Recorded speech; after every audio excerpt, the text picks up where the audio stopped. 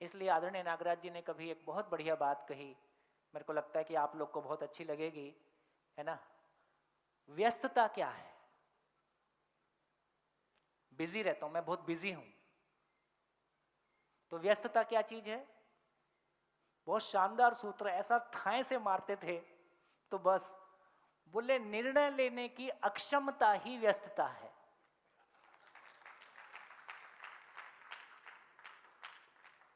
जो इनडिसिसिव रहता है, निर्णय ले नहीं, जिंदगी की सारी फाइल खुली हुई है, वो हमेशा बिजी है। खट खट खट खट निर्णय होता गया, ये ठीक है, ये उचित है, ये अनुचित है, उसके ऊपर कोई दबाव नहीं है।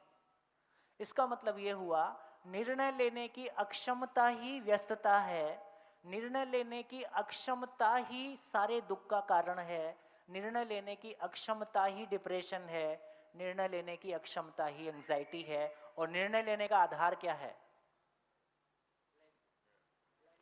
क्लैरिटी। क्लैरिटी का आधार क्या है?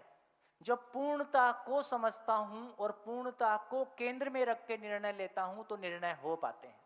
क्योंकि निर्णय लेने की ताकत बदल जाती है। मन के निर्णय लेने की तुलना में वृत्ति का निर्णय लेने की ताकत ज्यादा है। वृत्ति की तुलना में चित्त का निर्णय लेने की ताकत ज्यादा है। चित्त की तुलना में बुद्धि का निर्णय लेने की ताकत ज्यादा है। बुद्धि की तुलना में आत्मा आर पार है। तो जितना मैं मेरी जिंदगी में इवॉल्व हो रहा हूं, मैं मन से संचालित हूं कि मैं विचार से संचालित हूं, विचार प्रधान विधि से जीता हूं कि मैं इच्छा विधि से जीता हूं, कि मैं बुद्धि, बुद्धि मतलब जो एग्जिस्टेंस के नियम को, जो एग्जिस्टेंस के डिजाइन को पहचानती है। आत्मा का मतलब है वो तृप्ति का सागर है, जहां सब कुछ, जहां ये नियम अप्लाई होता है कि मैं नित्य शांत हूं।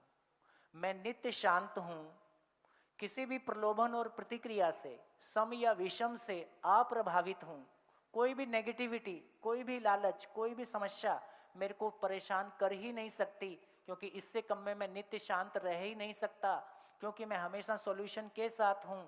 आत्मा और चित्त की, आत्मा और बुद्धि के बाद वो स्थिति है जो बाहर की कोई भी चीज से प्रभावित होता ही नहीं है ना। यदि वो अधिकार मेरे पास आ गया तो अब व्यवसाय मेरे को नियंत्रित करेगा कि मैं व्यवसाय को नियंत्रित करूंगा? फिर मैं व्यवसाय को नियंत्रित करूंगा, मैं व्यवहार को नियंत्रित करूंगा, और मैं फिर व्यवस्था को भी नियंत्रित करता हूं। क्योंकि ऐसा मानव दूसरे सभी मानव में शिक्षा के माध्यम से एक स्वस्थ मानसिकता यदि हमारी हो पाई तो कोई भी हमारे ऊपर शासन नहीं कर सकता। जो स्व अनुशासित नहीं है उसके ऊपर दूसरा शासन करेगा ही, लेकिन जो स्व अनुशासित हो जाता है उस पर कोई शासन करे, इस बात की संभावना ही खत्म हो जाती है। तो दोस्तों,